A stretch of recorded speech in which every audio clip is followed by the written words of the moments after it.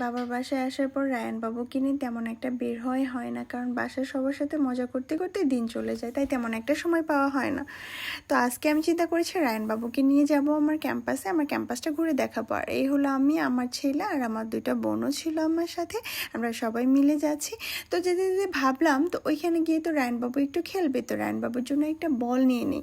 তো এই তো বলের দোকানে এসেছে, রায়ান বাবুর জন্য একটা সুন্দর দেখে একটা বল নিয়ে নিলাম। আর এই হলো রায়ান বাবুর বলটা, রায়ান বাবু খুব বেশি পছন্দ করেছিল। দেখতে দেখতেই চলে এসেছি আমাদের সিরাজগঞ্জ সরকারি কলেজ, মানে আমার প্রাণের ক্যাম্পাসটাকে এখন খুব বেশি মিস করি, কারণ এখন আমার পড়াশোনা শেষ, তাই ক্যাম্পাসে তেমন একটা আসা হয় না। আর ক্যাম্পাসে আসার পরে প্রথমে যেটা আমার নজর কেড়েছে সেটা হচ্ছে এই কৃষ্ণচূড়া ফুলগুলো, যা দেখে আমার খুবই ভালো লাগছিল।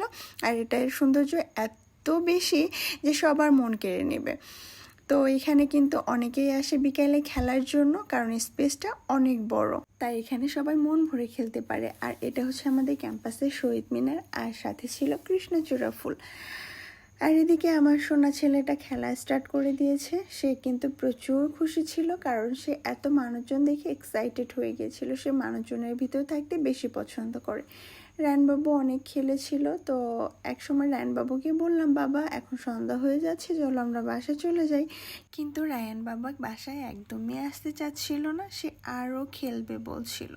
কিন্তু এদিকে সন্ধ্যা হয়ে যাচ্ছিল, রায়ান বাবাকে রাজি করে তারপর বাসার দিকে রওনা হলাম। তো এই তো রায়ান বাবা হাঁটছিল, আর দেখেন কি সুন্দর সে বলটাকে ক্যারি করছে, যেন তার বলটা পড়ে না যায় আর বলটা হারিয়ে না যায়, তার জন্য তার বলটা সুন্দর করে নিয়ে যাচ্ছিল। আর এটাই হচ্ছে গেট, আমরা এখন বের হব।